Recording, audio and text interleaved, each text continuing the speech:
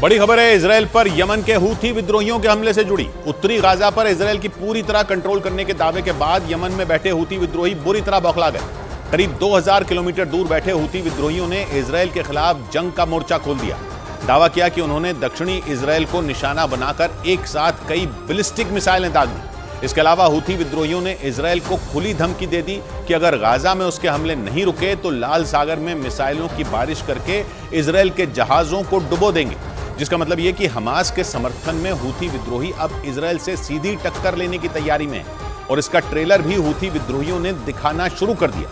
Israel और Hamas के बीच 1 महीने से ज्यादा वक्त से छिड़ी जंग के दौरान हूथी लड़ाकों ने छठी बार इजराइल पर मिसाइलों और ड्रोन से हमला करके अपनी मंशा साफ कर दी और ये जता दिया कि वो इजराइल के खिलाफ हमास की जंग में कंधे से कंधा मिलाकर लड़ेंगे। न्यूज एजेंसी रॉयटर्स के मुताबिक उत्तरी गाजा पर इजराइल के कंट्रोल के ऐलान के बाद हूथी विद्रोही बुरी तरह बौखलाए हुए हैं। इजराइल के खिलाफ नफरत की आग में जल रहे हूथी विद्रोहियों ने दो टूक कहा कि अगर गाजा पर इजराइल के हमले नहीं रुके तो उनका अगला निशाना लाल सागर में इजराइल के जहाजों पर होगा।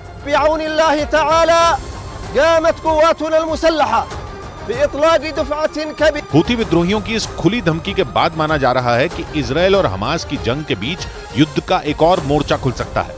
यानी लाल सागर इजराइल और हूथी विद्रोहियों के बीच जंग का नया मैदान बन सकता है, क्योंकि हूथी विद्रोहियों के बढ़ते हमलों को देखते हुए इजराइल ने उस इलाके में सुरक्षा बढ़ा दी और अपने जंगी जहाजों को वहां तैनात कर दिया था ताकि नौसेना के जरिए इजराइल की तरफ आने वाली मिसाइलों और ड्रोन को रोका जा सके। लेकिन हूथी विद्रोहियों ने लाल सागर में तैनात इजराइल के उन्हीं जहाजों को निशाना बनाने की खुली धमकी दे दी। इजराइल, मिस्र, जॉर्डन, सूडान, सऊदी अरब और यमन से घिरे लाल सागर में इजराइल की नौसेना के साथ ही अमेरिकी जहाज भी तैनात हैं और अमेरिका की सेना लाल सागर से हूथी लड़ाकों के मिसाइल और ड्रोन हमलों को रोकने का दावा भी कर चुकी है। ऐसे में अगर हूथी विद्रोहियों ने लाल सागर में इजराइल के जहाजों को निशाना बनाने की कोशिश की तो जंग की आग और भड़क सकती है, क्योंकि हूथी विद्रोहियों ने न सिर्फ इजराइल के जंगी जहाजों पर हमले की धमकी दी है बल्कि लाल सागर से गुजरने वाले उसके मालवाहक जहाजों को भी निशाना बनाने की खुली धमकी दे दी है। और इसके लिए हूथी लड़ाकों ने एक पोस्टर जारी कर दिया जिसमें उसके लड़ाके लाल सागर से गुजरने वाले इजराइल के एक मालवाहक जहाज पर मिसाइल से हमले करते दिखाई दिए और धमकी दी गई कि अगर गाजा पर हमले नहीं रुके तो इजराइल के मालवाहक जहाजों को ऐसे ही लाल सागर में डुबो दिया जाएगा। हूथी लड़ाकों ने दावा किया कि इजराइल के जहाजों को निशाना बनाने के लिए उसने समंदर किनारे अपनी मिसाइलें और रॉकेट तैनात कर दिए हैं। ब्रिटेन के अखबार ने दावा किया कि हूथी विद्रोहियों के पास ईरान से मिली कई ऐसी घातक मिसाइलें मौजूद हैं जो समंदर में लंबी दूरी तक मार कर सकती हैं। इसके अलावा उनके पास रिमोट से नियंत्रित होने वाली कई ऐसी आत्मघाती छोटी नावें मौजूद हैं जो विस्फोटक लेकर सीधे बड़े जहाजों से टकराकर तबाही मचा सकती हैं। क्योंकि हूथी की प्लानिंग लाल सागर में अटैक करके इजराइल के कारोबार को नुकसान पहुंचाने की है। क्योंकि लाल सागर में इजराइल के मालवाहक जहाज यमन के करीब से होकर गुजरते हैं, इसलिए इजराइल की सिरदर्दी बढ़ गई। लेकिन 2000 किलोमीटर दूर बैठे दुश्मनों से निपटने के लिए इजराइल ने भी लाल सागर में तगड़े इंतजाम कर रखे हैं। वहां इजराइल की सेना ने अपने मजबूत डिफेंस सिस्टम में एक एरो 3 मिसाइल डिफेंस सिस्टम की भी तैनाती की हुई है, जिसने इजराइल की सुरक्षा का ऐसा कवच तैयार किया कि हूथी विद्रोहियों के मिसाइल हमले बुरी तरह फेल हो गए। इजराइल की सेना ने दावा किया कि 4 दिन पहले हूथी लड़ाकों की बैलिस्टिक मिसाइलों को उसके एरो 3 मिसाइल डिफेंस सिस्टम ने इंटरसेप्ट कर हवा में ही नाकाम कर दिया था। इजराइल की सेना के मुताबिक एरो 3 सटीक हमले करने में माहिर है और चंद मिनटों में ही दुश्मन की मिसाइल को ट्रैक करके उसे हवा में तबाह करने का दम रखता है। इजराइल की सेना ने बताया कि इसे खास तौर पर लंबी दूरी की बैलिस्टिक मिसाइलों को रोकने के लिए ही तैयार किया गया था। इजराइल की सेना का दावा है कि उसका एरो 3 मिसाइल डिफेंस सिस्टम रूस के S-400 से भी ज्यादा ताकतवर है और अगर ऐसा हुआ तो लड़ाई कितनी भयानक हो जाएगी उसका अंदाजा भी नहीं लगाया जा सकता, क्योंकि हूथी विद्रोहियों के कंधों पर ईरान का हाथ है और ईरान इजराइल और अमेरिका का सबसे बड़ा दुश्मन है और उस पर गाजा में हमास, लेबनान में हिजबुल्ला और यमन में हूथी विद्रोहियों को हथियार और पैसे देकर पालने पोसने का आरोप लगता रहा है। इजराइल ईरान पर लगातार यह आरोप लगाता रहा है कि ईरान के इशारे पर ही HHH यानी हमास, हिजबुल्ला और हूथी लड़ाकों की ये तिकड़ी उसके शहरों में हमलों को अंजाम देती है।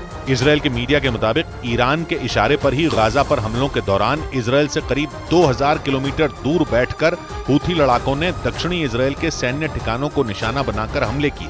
इन हमलों के लिए हूथी विद्रोहियों ने बैलिस्टिक मिसाइलों और लंबी दूरी के ड्रोन का इस्तेमाल किया।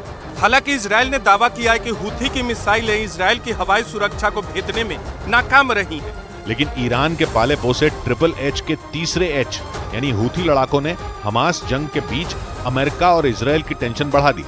क्योंकि यमन में सक्रिय हूथी विद्रोहियों ने हमास और हिजबुल्लाह की तरह ही इजराइल को दुनिया के नक्शे से मिटा देने की कसम खाई। हूथी विद्रोही शिया मुसलमान, उन्हें ईरान का खुला समर्थन मिला हुआ, जिसके दम पर हूथी विद्रोहियों ने यमन में बीते 9 साल से कोहराम मचा रखा है। 2014 से वहां की सुन्नी सरकार और शिया हूथी विद्रोहियों के बीच सत्ता की लड़ाई छिड़ी हुई है। सुन्नी देश सऊदी अरब का आरोप है कि हूथी लड़ाकों को ईरान भड़काता है और हथियार के साथ पैसे भी पहुंचाता है। लेकिन 2015 में यमन से हूथी विद्रोहियों को भगाने के लिए सऊदी अरब लड़ाई में कूद पड़ा था और बीते 9 साल से वहां ईरान समर्थित हूथी विद्रोहियों और सऊदी अरब की सेना के बीच भयानक संघर्ष जारी है, जिसमें 3 लाख से ज्यादा लोग मारे जा चुके हैं, जबकि कई लाख लोग बेघर हो गए। लेकिन यहूदी देश इजराइल के खिलाफ लड़ाई में दुनिया के दूसरे मुस्लिम देशों की तरह हूथी विद्रोही ईरान और उसका दुश्मन सऊदी अरब भी सुर में सुर मिलाते नजर आ रहे हैं। ये तीनों ही गाजा पर इजराइल के हमलों से बुरी तरह भड़के हुए हैं। यानी यमन में सालों पुराने दुश्मनों का रिश्ता इजराइल और हमास की जंग की वजह से सुधरने की राह पर चल पड़ा, क्योंकि लड़ाई यहूदी देश और मुस्लिम देशों के बीच होती नजर आई, जिसकी वजह से ईरान को मुस्लिम देशों का अगुवा बनने और उनको एकजुट करने का मौका मिल गया।